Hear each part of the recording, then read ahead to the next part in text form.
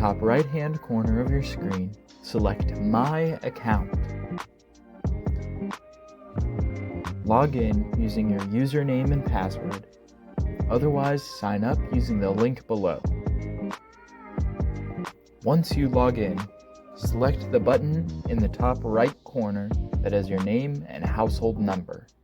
A drop-down should open.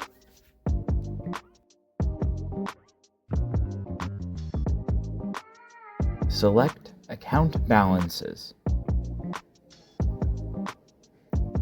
You should now see your due balances. You can search for any specific criteria in the Search Criteria drop-down. Select your due balance using the checkbox.